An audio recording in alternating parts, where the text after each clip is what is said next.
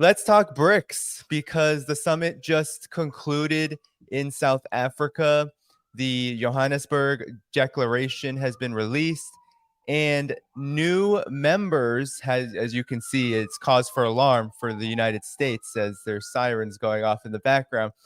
But Brics, with all of the, and I know Pepe, we've talked about this together, with all of the speculation and the enthusiasm around Brics, there has been concerted action coming out of this summit, the 15th summit, and that is the expansion of Brics. Now there are 6 new members: Argentina, Egypt, the UAE, Saudi Arabia, Iran, and Ethiopia. This is a huge development. And so I guess each of you, I would really like to hear your reactions about the summit and this expansion and what it means for the multipolar world, the multipolar world economy, we could call it.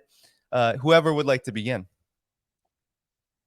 Michael, you want to kick it? You know why? Because I've been deep into it for 4 days nonstop, and I'm still into it.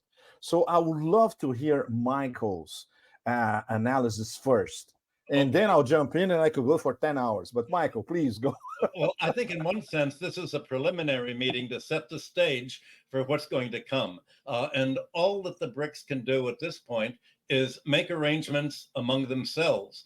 But the real problem is, what is their collective strategy going to be to break from the US and NATO garden, from the whole economic order that the United States has put in place since 1945.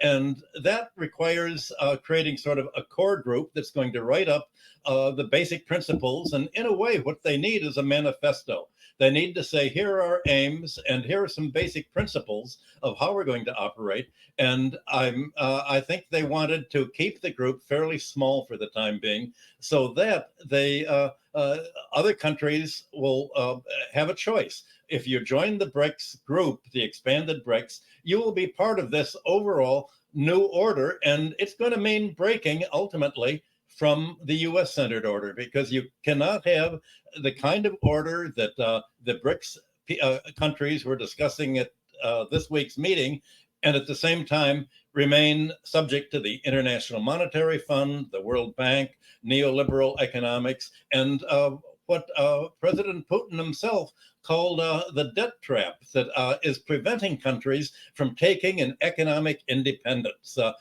President Putin gave a very good speech where he said that basically the countries, the colonial epoch of European colonialism has been replaced by financial controls, and that countries cannot be independent until they're financially independent. Well, easy for him to say, because the United States has forced him to be independent, is forcing China to be independent, and is driving all of the countries to be independent. But what his speech said was that the countries of the so-called global billion, he said, have gone to great lengths to preserve a unipolar world as it used to be. It suits them. They're the ones who benefit from it, and they're trying to replace international law with their own order. And but nobody's seen the rules of this order. So what he pointed out is that this order is just a new kind of colonialism. And he specifically quoted Brazil's President Lula when he said that Lula mentioned the debt burden of the developing economies that they face. Of course, he said, on the one hand, there's this effort to siphon off all these resources, while the other hand, in terms of lending, the relations are engineered in a way that requires repaying these loans virtually impossible, so that these obligations can be viewed as mandatory indemnities rather than loan payments. Well, that threw down the gauntlet. At some point, that they couldn't really discuss publicly today, they're going to realize that if we're going to use our economic surpluses to develop our own infrastructure, our own government spending on basic needs, we cannot turn over our economic surplus to the Western holders of dollar debt. Something's going to give, and they avoided talking about this. All they can really talk about now is how they can support mutual aid with each other, and we're still a bit far away from taking on the West, but that's going to be what's happening, and it's the political dimension that has not been discussed in the West at all. So I hope today we can talk about what the BRICS really meant politically.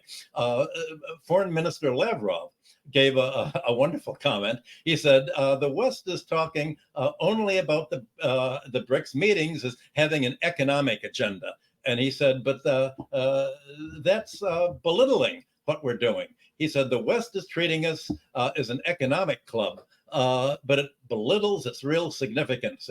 We're going to be a political club, and it takes a whole political restructuring in order to have an economic restructuring. So we're not talking about marginal differences. We're not talking about stopping simply at using each other's currencies and denominating our debt in each other's currencies with currency swaps. We're talking about a quantum leap, basically altogether new structuring. And that's what the West doesn't believe. They believe what Margaret Thatcher said. There is no alternative. And this week's meeting is all about, yes, there is an alternative. Way to go, Michael. Way to go. I would like to start offering some background, what we learned from Sherpas, what exactly happened on that fateful table in Johannesburg. Okay. In the beginning, India wanted expansion only 3 more members. They would be roughly Argentina, Iran, and Algeria. The Chinese wanted 10 new members. And guess who was the middleman on that table trying to, once again, the messenger between China and India, the Russians. So in the end, they got this, I would say, very effective compromise of 6 members. So South Africa, from the beginning, they were pushing for Egypt. The Russians were also pushing for Egypt because Cairo had lobbied Moscow, we want to get in, and they already had an agreement. The Chinese went, I would say, the Chinese went for the kill from the beginning.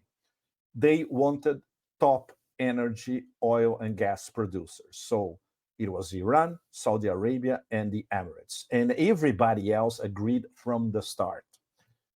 Well, in terms of Iran, it was very, very easy because Iran already has a strategic relationship with both Russia and China. Emirates and Saudi Arabia, of course, because MBS, not only he has an extremely close relationship with Putin, but both, they run OPEC+. So from a Russian and Chinese point of view, that was incorporating OPEC+ into Brics. And the Emirates, of course, the same reason, top producer.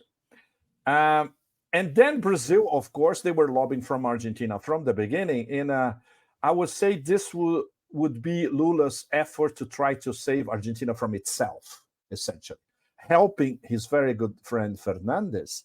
And at the same time, trying to send a message to Argentina, please don't vote that anarcho crazy for president who wants to dollarize the economy and turns Argentina, as Michael knows very well, into a perpetual vassal of the IMF and the Americans.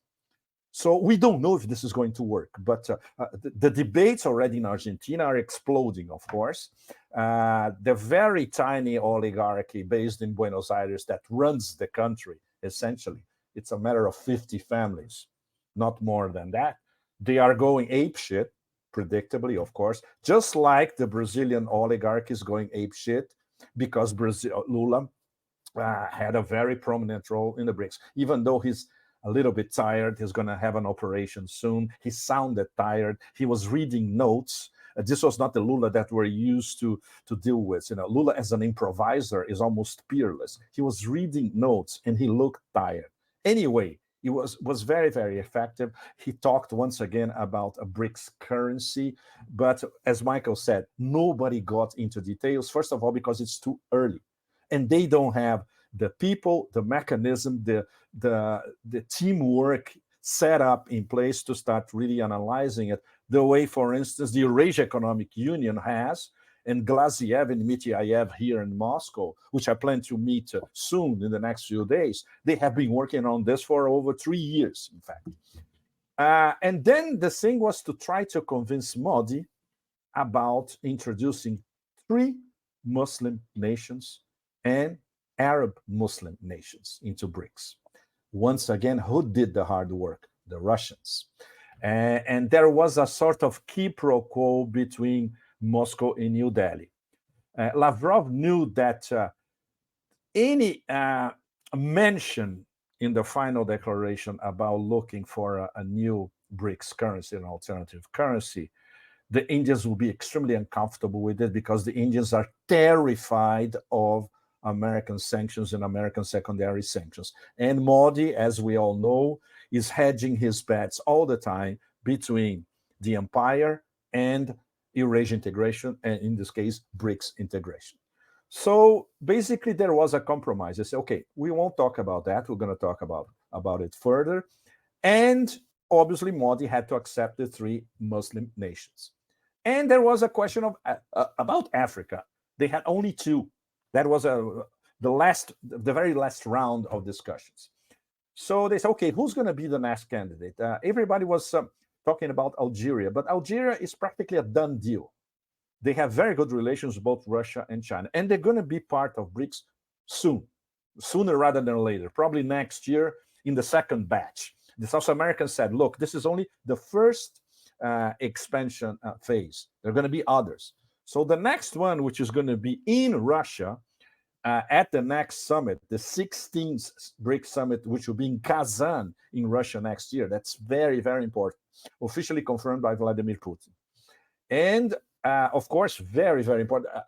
I call it the touch of poetic justice. The BRICS 11, as I am calling them since yesterday, they start on January 1st, 2024, which is the first day of the Russian presidency of BRICS. So this is beautiful, in fact. This is something they're obviously very sophisticated diplomatic corps, like the Russians or the Chinese, thought about it and sending messages that they know that the global South as a whole will understand that immediately, pick it up immediately, right? So in the end, I say, okay, let's get a very strategic African nation that nobody's talking about. Ethiopia. Perfect. It's close to West Asia. It's Northeast Africa. It's close to new member Egypt. It's part of a very strategic Horn of Africa situation that involves the Red Sea, not far from the Suez Canal, you name it, and very rich in minerals and metals, not to mention unexplored oil and gas reserves, copper, gold, platinum, tantalum, you name it. Perfect, absolutely perfect. So in the end, they got to BRICS 11. So in terms of a master coup, I call it a master stroke for several reasons. But I think the most important reasons, and I would like to hear Michael about that, is the energy angle. Now they control at least 47, 48% global oil production.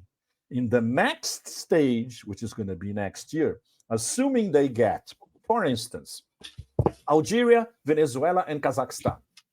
This is going to jump to what? Maybe 70% of global oil production, or maybe even 80%.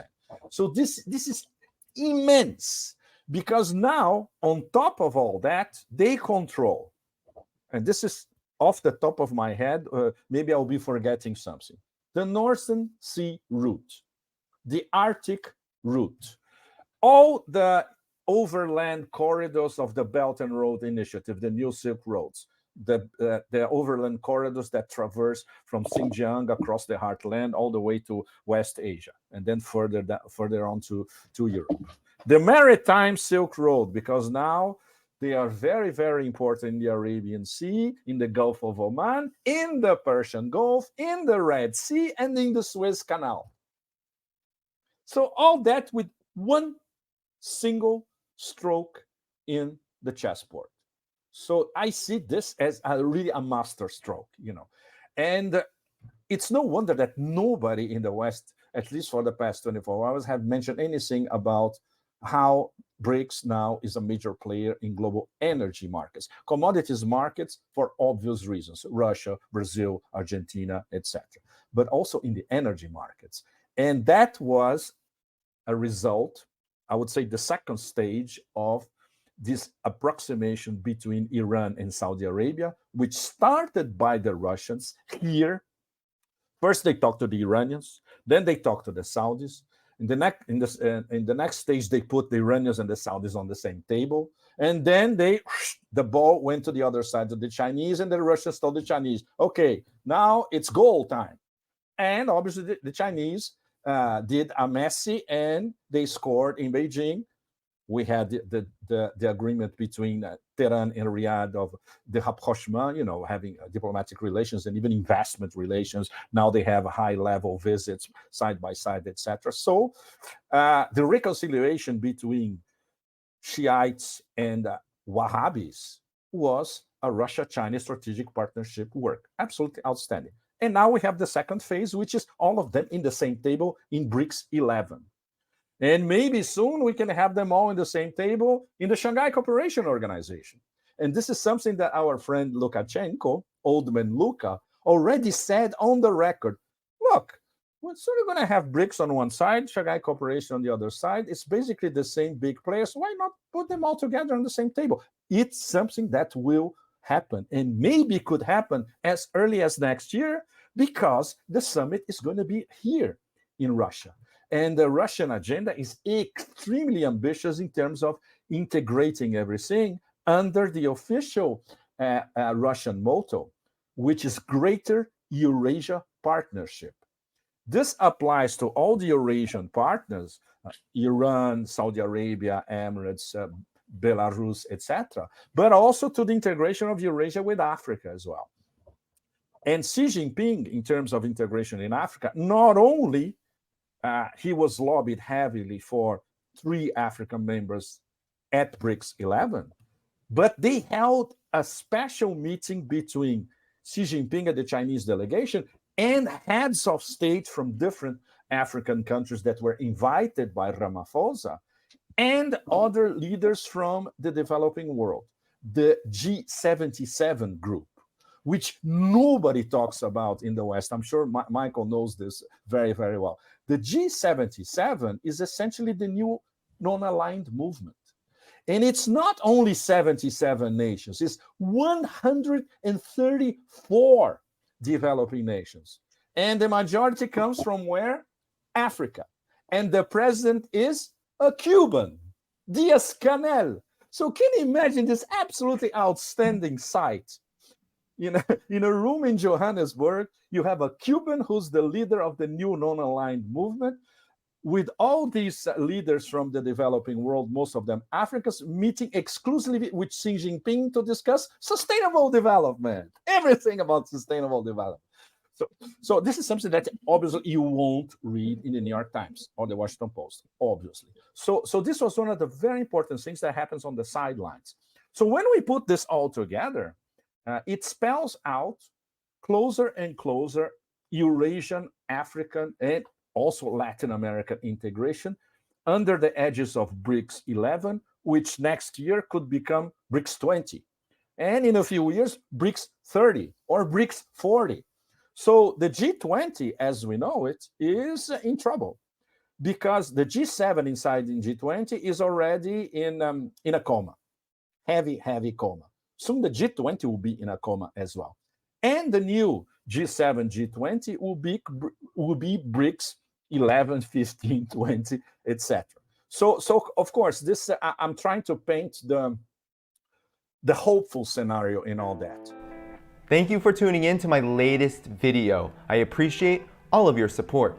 This channel, however, needs your help. I am seeking to make this channel more sustainable in the long term and upgrade necessary equipment to ensure that this work continues onward and makes progress to give you all of the geopolitical analysis that you all deserve. For that reason, I'm asking you to become a member of my Patreon community at patreon.com/DannyDhaiphong. You can find that link in the video description or in the pinned comment below. For whatever amount you choose to give, just know you are supporting independent media that you can't find anywhere else. Thank you so much, and I look forward to the next video.